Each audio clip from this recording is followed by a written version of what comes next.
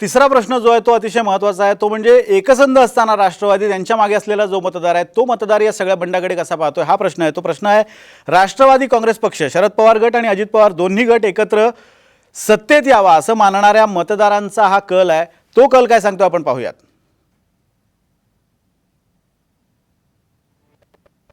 राष्ट्रवादी काँग्रेस पक्ष सत्तेत यावा असं मानणाऱ्या मतदारांचा कल. फुटीर आमदारांबद्दल त्यांना असं वाटतं की या आमदारांनी राजीनामा द्यावा, 41% मतदारांना वाटतंय. कायमची बंदी घालावी, 29% मतदारांना वाटतंय. तर निर्णय मान्य आहे असं 14% मतदार म्हणतायत आणि यापैकी काही नाही असं 15% मतदार म्हणतायत आणि सांगता येत नाही असं म्हणणाऱ्यांचा टक्का आहे 1. त्याच्या पुढचा प्रश्न अतिशय महत्त्वाचा आहे, सगळ्यांच्या दृष्टीने हा प्रश्न महत्त्वाचा आहे. राष्ट्रवादी काँग्रेस पक्षात झालेल्या राजकीय बंडात कुणाची बाजू तुम्हाला योग्य वाटते? शरद पवार यांच्या मागे 43.6% मतदार आहेत, त्याचबरोबर अजित पवारांच्या मागे 23.1% मतदार आहेत आणि सांगता येत नाही हे सांगणारा सुद्धा मतदार 33.3% इतका मोठ्या प्रमाणावर आहे. त्यामुळे हा मतदार दोघांपैकी कुणाहीकडे जाऊ शकतो. पण स्पष्टपणे शरद पवारांच्या बाजूला असलेल्या मतदारांची संख्या 43.6% आहे. याच प्रश्नाचा एक उपप्रश्न आपण घेतला होता की या बंडाबद्दल सर्व मतदारांना काय वाटतं पक्षनिहाय. शरद पवारांबाबत राष्ट्रवादीच्या मतदारांना 61% वाटतं की पवार बरोबर आहेत. भाजपचे मतदार म्हणतात की 19% मतदार म्हणतात, जे भाजपला मानणारे आहेत ते म्हणतात की शरद पवार योग्य आहेत आणि अजित पवार योग्य आहेत असं मानणारे राष्ट्रवादीचे मतदार 25% आहेत, भाजपचे मतदार 41% आहेत आणि सांगता येत नाही म्हणणारे 14% मतदार हे राष्ट्रवादीचे आहेत आणि 40% भाजपचे. हा उपप्रश्न आहे त्यातला. प्रामुख्यानं शरद पवार यांच्या पाठीशी काँग्रेसचे मतदार किती आहेत, तर काँग्रेसला मानणारा वर्ग जो आहे तो 57% मतदार हे शरद पवारांची भूमिका योग्य मानतायत. सेनेचे मतदार म्हणजे उद्धव ठाकरे गटाचे मतदार 54% आहेत जे शरद पवारांची भूमिका योग्य मानतात. अजित पवारांची भूमिका हे काँग्रेसचे मतदार 13% आहेत जे अजित पवारांची भूमिका योग्य मानतात. तर सेनेचे 15% आहेत ज्यांना अजित पवारांची भूमिका पटली आहे. सांगता येत नाही असं म्हणणारे काँग्रेसचे मतदार 30% आहेत आणि सेनेचे मतदार 31% आहे. या सगळ्या प्रश्नांवर आपण पुन्हा एकदा चर्चेला सुरुवात करणार आहोत. आपण थेट अमोल मिटकरी यांच्याकडे जाणार आहोत. मिटकरीजी, अतिशय गंभीर असा हा सगळा मुद्दा आहे, कारण शरद पवारांना मानणारा वर्ग किंवा ज्या मतदारांना शरद पवारांची भूमिका योग्य वाटते हा वर्ग 43.6% आहे. तर अजित पवारांची भूमिका योग्य असं म्हणणारा 23%, म्हणजे जवळपास अर्ध्या मतदारांना असं वाटतं की अजित पवारांची भूमिका योग्य आहे. त्याच्यापेक्षा दुप्पटीनं मतदार असा आहे की जो शरद पवारांची भूमिका योग्य म्हणतोय. तुमच्यासाठी निश्चितच हा चिंतेचा प्रश्न आहे. प्रश्न मला नीट ऐकायला आलेला नाही, अर्धवटच प्रश्न ऐकायला या राष्ट्रवादीच्या बंडाकडे मतदार कसं पाहतोय आणि या बंडामध्ये कोणाची भूमिका योग्य वाटते मतदारांना त्याबद्दल आम्ही जेव्हा विचारलं तेव्हा शरद पवारांची भूमिका योग्य असं म्हणणारे 43.6% मतदार आहेत, तर अजित पवारांची भूमिका योग्य असं म्हणणारे 23.1% मतदार आहेत आणि सांगता येत नाही म्हणणारे 33.3% आहेत. तुमच्यासाठी चिंतेची बाब वाटत नाही? एक लक्षात घ्या, मुळामध्ये आजच्या चर्चेमध्ये राजकीय विश्लेषक हेमंत देसाई सर बसलेले आहेत. त्यांनी मगा उल्लेख करताना मी पक्षाचा प्रवक्ता आहे त्यामुळे मला ती बाजू घ्यावीच लागेल असं म्हटलं. बरोबर आहे, आताचे सर्व तुम्ही कल दाखवताय हे पण मी काही काळ मान्य केलंय की ठीक आहे आज ती परिस्थिती असेलही. एक लक्षात घ्या, बारामती विधानसभा मतदारसंघाच्या वेळी अजितदादा मला वाटतं काय 50 ते 60 हजार मतांनी निवडून येतील असा एक कल होता, जो अशाच कुठेतरी एका पत्रकार बांधवांनी काहीतरी काढला असावा. पण 2.25 लाख मतांनी दादा तिथे आलेत. एक लक्षात घेतलं पाहिजे की आज सत्तेमध्ये सहभागी झाल्यानंतर आज जनतेची भावना ही असावी म्हणजे असू पण शकते. मी पक्षाचा प्रवक्ता म्हणून बोलतोय का, तर निश्चितच बोलतोय.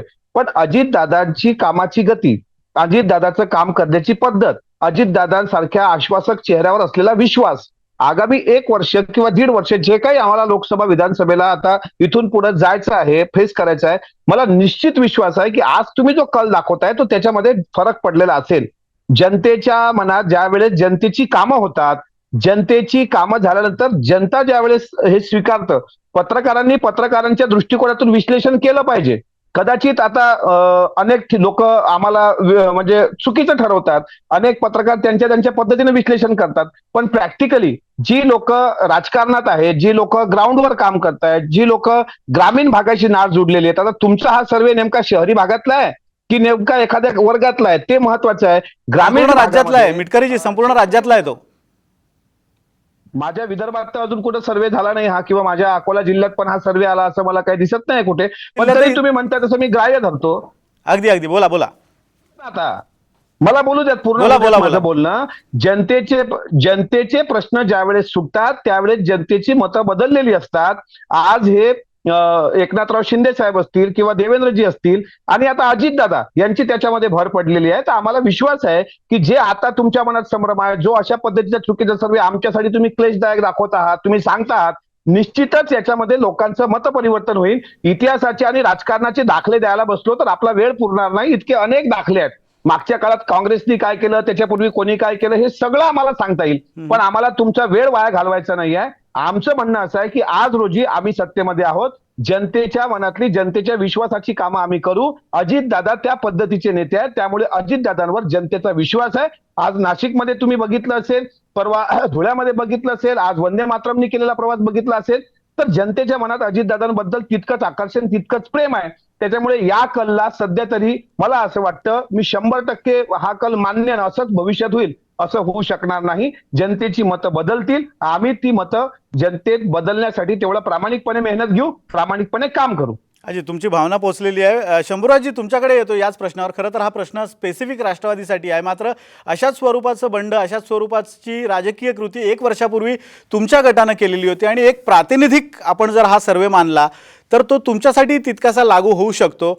या सगळ्या अनुषंगाने तुम्ही या प्रश्नाकडे कसं बघता?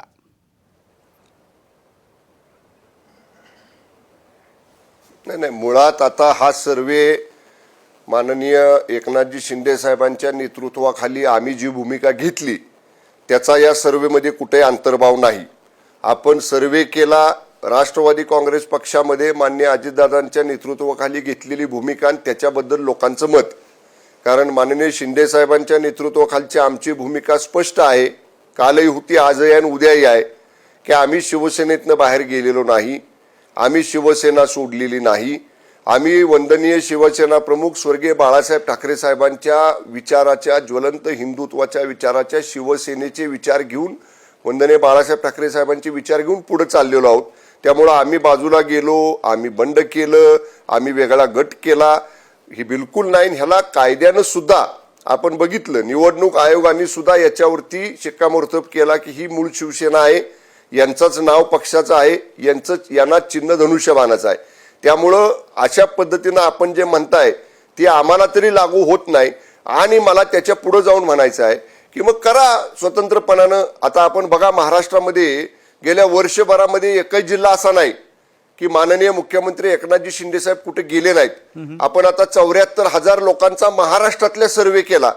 एका कार्यक्रमामध्ये माननीय शिंदे साहेब एका तालुक्यामध्ये गेले किंवा एका जिल्ह्यात गेले तर लाखापेक्षा जास्त लोक तिथं जमतात. सुरुवातीला आम्ही माननीय शिंदे साहेबांच्या बरोबर पहिले 5-6 महिने दौरे केले. रात्री 1-1, 12-12, 1-1, 2-2 वाजेपर्यंत रस्त्याच्या दुतर्फा लोक माननीय शिंदे साहेबांचं स्वागत करायला थांबलेले असायचे. रात्री 2-2 वाजेपर्यंत कुणी असं धरून आणलेली लोक थांबत नाहीत ना. महाराष्ट्रातल्या सामान्य लोकांना शिंदे साहेबांची भूमिका पटली होती म्हणून रात्री 2-2 वाजेपर्यंत लोक थांबत होते. त्यामुळं मी शिवसेनेबद्दल आमच्या एवढंच सांगेन की आम्ही कुठेही पक्ष सोडलेला नाही. वंदनीय बाळासाहेब ठाकरे साहेबांची शिवसेनाच आमची आहे आणि वंदनीय बाळासाहेब ठाकरे साहेबांचे विचार घेऊनच आम्ही पुढे चाललेलो आहे. आणि महाराष्ट्रातल्या सर्वसामान्य लोकांनी आमची ही भूमिका, या भूमिकेला समर्थन दिलेलं आहे. हे आजचं चित्र आहे. शंभूराज देसाई, तुमचाच मुद्दा घेऊन मी पुढे शीतल पवारांकडे जातो. शीतल, हा जो मुद्दा आहे एक टेंडन्सीचा मुद्दा आहे. खरं तर हा राष्ट्रवादीची संबंधित स्पेसिफिक सर्वे आहे, पण अशाच पद्धतीची राजकीय कृती 1 वर्षापूर्वी शिवसेनेच्या शंभूराज देसाई ज्या शिवसेनेचं प्रतिनिधित्व करतात त्या गटाकडून झालेली आहे. एक टेंडन्सी म्हणून आपण जर पाहिलं तर मतदार अशाच पद्धतीने विचार करतो असं वाटत नाही?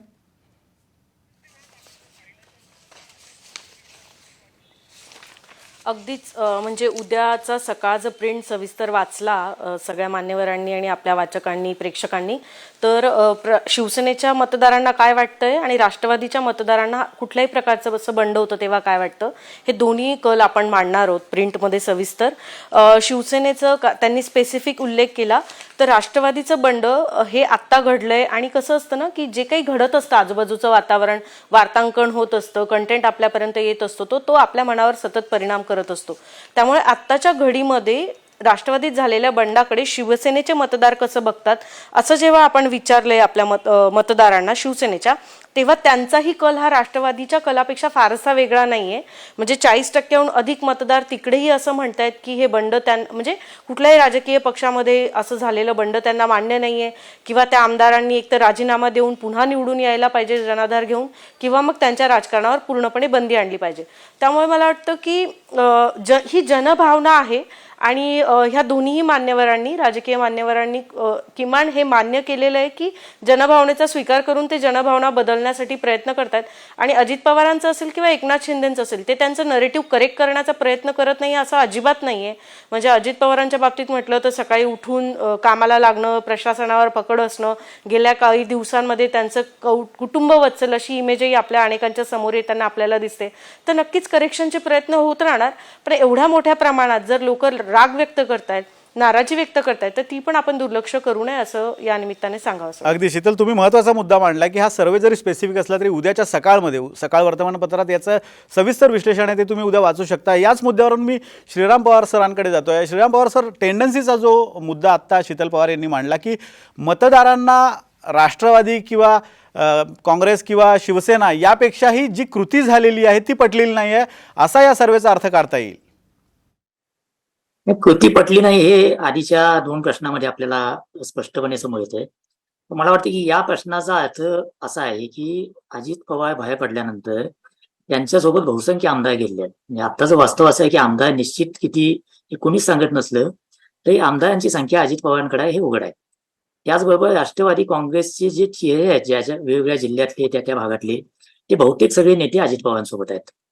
आणि असं असताना सुद्धा शरद पवारांसोबत मॅक्झिमम मतदारांची सहानुभूती आहे. आणि ती फक्त राष्ट्रवादी काँग्रेसला मानणाऱ्याच मतदारांची नाही, तर अन्य पक्षातल्या मतदारांची सुद्धा भाजप वगळता मॅक्झिमम सहानुभूती ही शरद पवारांकडे आहे. आणि हे महाराष्ट्राच्या राजकारणामध्ये नवं वळण आणणारे प्रकरण आहे असं मला वाटतंय. याचं कारण असं की आपल्या राज्यामध्ये साधारणपणे राष्ट्रवादी काँग्रेसमधून बाहेर पडल्यानंतर ते 2014 पर्यंत मतांचं विभाजन कसं होईल याचा एक ट्रेंड सेट झाला होता. आणि त्याच्यामध्ये 2 छावण्या स्पष्ट होत्या, एका बाजूला शिवसेना भाजप आणि दुसऱ्या बाजूला काँग्रेस आणि राष्ट्रवादी काँग्रेस. त्याला धक्का बसायला सुरुवात झाली 2014ला आणि 2019ला. 2019 मध्ये शिवसेनेला मुख्यमंत्री पद देऊन जे काही राजकारण झालं त्यातून घुसळण सुरू झाली आणि आता त्याच्यामध्ये मेजर बदल अजितदादांच्या बंडानं झालेला आहे. त्यामुळे आता राज्यामध्ये 6 स्पष्ट प्रवाह आहेत जे मतदानासाठी लोकांसमोर जातील, जे पूर्वी साधारणपणे 2 छावण्यातच विभागलेले होते. आणि हे 6 प्रवाह तयार होत असताना 2 मूळ पक्ष फुटून त्याचे 4 प्रवाह तयार झालेत आणि 4 नेते तयार झाले आहेत. आता हे 4ही नेते आपापल्या परीने प्रयत्न करणार. शरद पवारांचा म्हणून आपला एक करिश्मा आहे, त्यांचं एक गारुड आहे लोकांवर, त्याला तुम्ही काही नाव द्या, पण त्यांचं एक स्वतःचं असं स्थान आहे जनमानसामध्ये. तेच एकनाथ शिंदे असतील, अजितदादा असतील, त्यांचे काही प्लस पॉईंट आहेत. त्यामुळे पहिल्यांदाच असं घडतंय की 6 पक्ष लोकांसमोर जाणार आहेत. आणि असे जात असताना म्हणजे सगळा जवळजवळ पक्ष निघून गेला असं वाटत असताना शरद पवारांसोबत मोठ्या प्रमाणावर सामान्य मतदार सहानुभूती व्यक्त करतोय. आता सहानुभूती व्यक्त करणं आणि त्या सहानुभूतीला प्रत्यक्ष मतदान केंद्रापर्यंत नेणं, त्यासाठीची यंत्रणा, त्यासाठीचे रिसोर्स, हा सगळा एक मोठा भाग आहे, यामध्ये काही शंका नाही. त्यामुळे हे किती टिकेल याच्याविषयी शंका असू शकतात. पण आज घडीला शरद पवारांसोबत राष्ट्रवादी काँग्रेसच्या मतदारांपैकी मॅक्झिमम मतदार हे शरद पवारांसोबत आहेत, अजितदादांसोबत नाहीत, असा आजचा महाराष्ट्राचा कल आहे. आणि तो 2024च्या निवडणुकीमध्ये महाराष्ट्राचं राजकीय चित्र पूर्णपणे बदलू शकतो अशी ताकद या कलामध्ये दिसते. अगदी श्रीराम सर, तुम्ही सहानुभूतीचा जो मुद्दा मांडला त्या सहानुभूतीच्या मुद्द्याकडे मी येणार आहे, पण अमोल मिटकरींना काहीतरी मुद्दा याच तुमच्या विश्लेषणावर मांडायचा होता. मिटकरीजी. नाही, मी एक तुम्हाला क्लिअर सांगतो श्रीराम पवार साहेबांना, 2024ला कुठल्याही एका पक्षाला स्पष्ट बहुमत मिळणार नाही, हे मात्र त्रिकालबाधित सत्य आहे. कुठलाही पक्ष असो त्यांच्या 145 जागा निवडून येऊ शकत नाहीत. आता 3 बडे नेते सत्तेमध्ये सहभागी झालेत, माननीय शिंदे साहेब, माननीय देवेंद्रजी, माननीय अजितदादा. अजितदादाच्या काम करण्याच्या पद्धतीवर आताच ताई बोलल्या आणि ते वास्तव आहे. आत्ताचा कल आम्ही स्वीकारतोय हेही मान्य आहे, मात्र यातून दुरुस्त होऊन पुढे जाऊन जास्तीत जास्त जनतेच्या सोबत जाणं हे आम्हाला असं वाटतं सध्याच्या स्थितीला धरून आहे. मग श्रीराम पवार साहेबांनी विचारलं की कोणीही स्पेसिफिक आकडा सांगायला तयार नाही की अजितदादांसोबत किती आमदार आहेत. पक्षातले बहुतांश आमदार 41-42 पर्यंत आमदार सद्यस्थिती पक्षासोबत आहेत. आज सरोजताई अहिरे ह्या नाशिकच्या आमदार देवळालीच्या त्यांनी सुद्धा आपली भूमिका स्पष्ट केली. परवा आशुतोष काळेंनी भूमिका स्पष्ट केली. आणि पवार साहेबांना मानणारा एक वर्ग महाराष्ट्रात आहे का, तर तो निश्चित मोठ्या प्रमाणात आहे. पवार साहेबांचं गारुड समाज मनावर आहे का, तर ते निश्चितच आहे. पण अजितदादा त्यांच्या नेतृत्वात, त्यांच्या आशीर्वादातच, म्हणजे पवार साहेबांच्या आशीर्वादातच येणाऱ्या काळात महाराष्ट्राच्या विकासाचा रथ हा गतिमान करतील. याबद्दल दुमत असण्याचं कारण नाही. जनतेचा कौल बदलेल आणि मोठ्या धाडसानं, तितक्याच ताकदीनं आम्ही जनतेसमोर जातो. आज बघा तुम्ही, आज स्वागतच केलंय नाशिकमध्ये. भुजबळ साहेबांचं पण तेवढंच मोठ्या प्रमाणात स्वागत झालंय, दादांचं पण तेवढंच मोठ्या प्रमाणात स्वागत झालंय. ठाण्याला वंदे मातरम प्रवास करत असताना त्या ठिकाणी हे झालं. आणि 3 नेते एकत्र येऊन जर अशा पद्धतीनं महाराष्ट्राच्या विकासाचं राजकारण आखत असतील, तर मला असं वाटतं त्यावर चर्चा होणं खूप महत्वाचं असतं. कारण शेतकऱ्याचा प्रश्न आता महत्वाचा आहे. त्याच्यामुळे आपण कोणीही काळजी करू नये, राजकीय विश्लेषकांनी तर अजिबातच काळजी करू नये. तुमचा कल आम्ही स्वीकारतो. आमच्या ज्या उणिवा असतील त्या उणिवा आम्ही पाहतो आणि ह्या उणिवा दुरुस्त करून जनतेत जास्तीत जास्त जाऊन जनतेचा कौल मिळवण्याचा आम्ही प्रामाणिकपणे अमोल प्रयत्न मिटकरजी, तुम्ही म्हणताय की अतिशय मोठ्या प्रमाणावर स्वागत होतंय नेत्यांचं आमच्या, आणि ही जनतेची सहानुभूती आहे किंवा हा जनतेचा जो कल आहे तो 2024 मध्ये आमच्या बाजूने असेल. पण एक जनमानसाचं एक शास्त्र असतं, त्यांना एक विक्टिमाइज्ड फॅक्टरकडे एक आकर्षण असतं, आणि या सहानुभूतीबद्दलच मी बोलणार आहे पुढच्या सेगमेंटमध्ये.